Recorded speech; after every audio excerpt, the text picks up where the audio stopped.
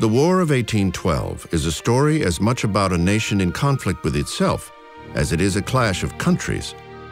Early 19th century America is a loose association of scattered states, bordered by a vast wilderness to the west and miles of ocean to its east. Isolated communities are surrounded by uncharted and hostile territory. Americans are intertwined by one thread: shipping. On January 7th, 1815, after weeks of holding off the British invaders, Andrew Jackson's ragtag army of 4,000 men lie in wait. At any moment, the inevitable attack will begin. The Battle of New Orleans will be the climactic showdown of the War of 1812. As the evening of January 7th appears, the men behind Line Jackson know that an attack is imminent. They can hear the sounds directly in front of them, and yet their morale is extremely high because in their mind, they have beaten the British twice. And they feel themselves almost invincible, each man relying upon that piece of wall that he himself has constructed. And it is their morale coupled with good luck which will turn the tide of the battle. Just outside the city, thousands of reinforcements led by General Pakenham intend to overwhelm the Americans with sheer numbers and take advantage of a glaring weakness in their defense. Pakenham's plan is aggressive, but it's too complicated.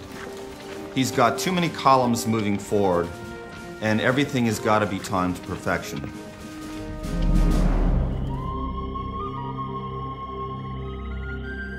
In the pre-dawn mist of January 8, 1815, the British begin their advance. From the start, problems plague Pakenham's troops. The muddy riverbanks slow the launching of the attack force. Once in the water, the swift current sends some boats too far downstream before they can reach the west bank. By the time they make it across the river, it will be too late to effect the battle. Elsewhere, the 44th Regiment, part of the main assault force, blunders. The primary assault column is on the march, and the regiment that's supposed to carry the scaling ladders have forgotten them. They've left them behind. When they go back to get them, the column's already on the move. At sunrise, the mist clears, exposing the oncoming British force, rocket fire lighting their way. Press your lines. Jackson calls to his men. They are near enough now, gentlemen. You may fire when ready. A Kentucky rifleman remembers how his fellow defenders responded to Old Hickory's orders. Steady, boys. Hold your fire. Take aim!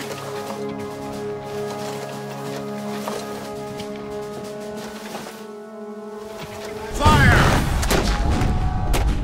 Then the heavy iron cannon, and some thousands of small arms joined in and made the ground shake under our feet. As soon as the firing began, Captain Patterson came running along. He shouted, "Shoot low, boys! Shoot low!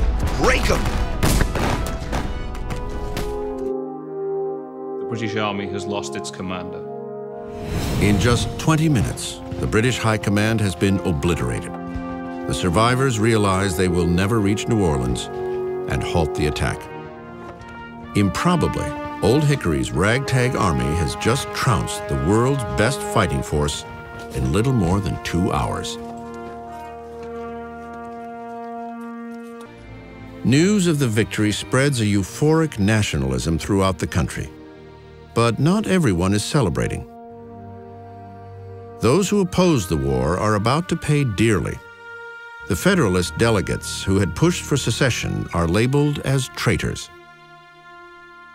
But for Andrew Jackson, the savior of New Orleans, his heroic exploits catapult him from the battlefield to the White House as the nation's 7th president in 1829.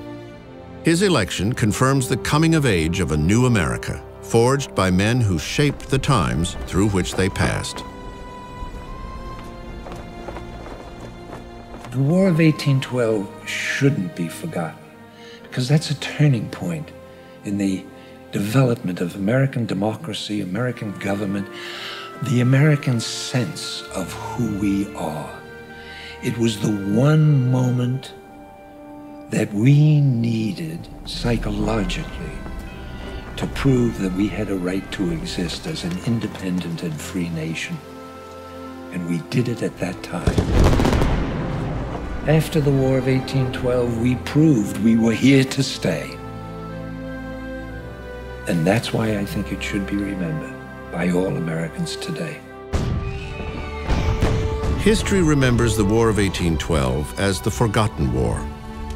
It is a story of courage, endurance, and a little bit of luck.